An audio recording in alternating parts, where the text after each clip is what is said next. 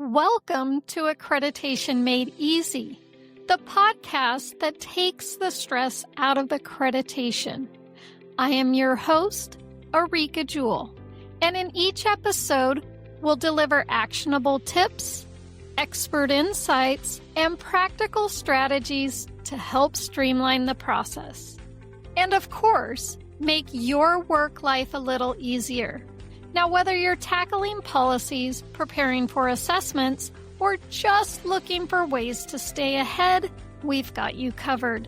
Let's simplify accreditation, one step at a time.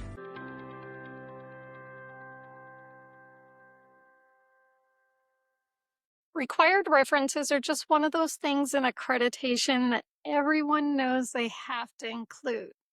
But not everyone fully understands how to manage them or even why they matter. And because of that, they tend to fall to the bottom of the priority list. Let me pause here for a second. Hi, friends. I am Areaka Jewell, and welcome back to another episode of Accreditation Made Easy. Today, we're talking about required references, what they are, where agencies struggle, and how to manage them in a way that actually makes life easier. So let's start with what I see most often. Agencies are juggling a lot when it comes to their assessment, right? Policies, proofs, file building, preparing for assessors, and those things should take priority. They're actually the core of the standards. So what happens? Required references get pushed to the bottom of the list. Or once they're added, they're never looked at again. And I get it. It's not intentional. It's just one of those things that's easy to forget. But here's the problem with that. Required references are not static. Sources get updated, and if you're not going back and checking them, there's a good chance that at least some of them are outdated or the link is broken. Now, that's just one side of it. The maintenance side, there is another side that I see just as often. And that's a misunderstanding of what required references are actually for.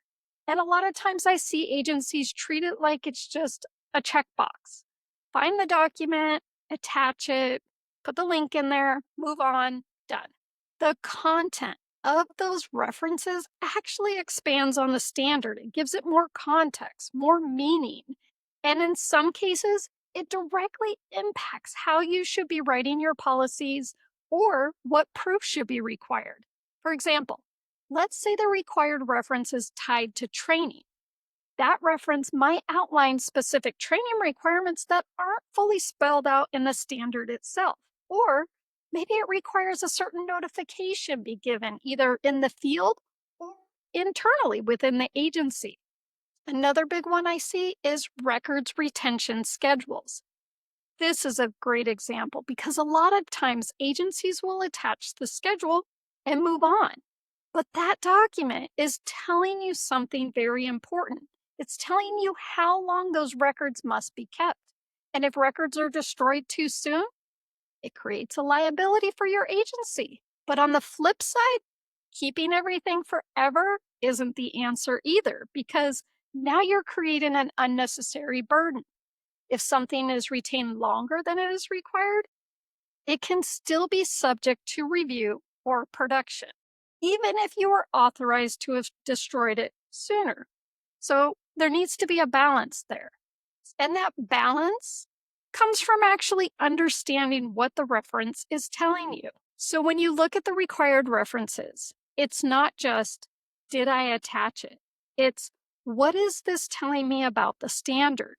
Now, let's go back to the maintenance part for a second, because if you understand the purpose, you still have to keep them current. And like I said earlier, that's where things start to fall apart, not because you don't care, but because there are so many other moving parts in accreditation. So here's the shift. Instead of trying to manage all of your required references manually, what if that part was already done for you? That's exactly what I created inside the Accreditation Academy Content Hub. I've created a full set of required references as clean, ready-to-use documents. Each one has a smart link, a hyperlink to the source. So instead of uploading files that can be outdated, you will be directly pointed to the most current version. And here's what really makes the difference. When something gets updated, I update it in the master copy inside the Content Hub, and you get notified via email. You review it and accept, and then the references that you have attached in your assessment update. So instead of trying to remember to go back and check everything, the system is doing it for you.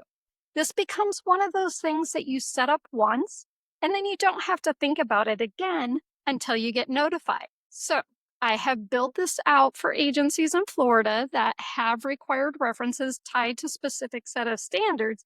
But if you're in another state or you work for a different accrediting body that has something similar, I am absolutely open to building and maintaining those as well. I just need to know they exist. So shoot me an email. At the end of the day, required references are not just a box to check. They're there to support the standard and give context, and to guide you to build your policies and your proofs. So take a look at how you're currently managing them. Are you just attaching and moving on? Or are you actually using them as part of a system? Because when you understand their purpose and the way to keep them current, it becomes one less thing you have to worry about. So, to recap, we talked about the importance of required references and how to keep them up to date in the smartest way possible. To get access to the plug and play version that I built inside the Accreditation Academy Content Hub, head over to www.accreditationacademy.net/sign up and check the box for required references. If you found this episode helpful, please consider sharing it with someone else. And don't forget to subscribe if you're not already so that you get notified whenever a new episode drops. All right, friends, that's it for today. But until next time, let's keep making accreditation easy, one step at a time.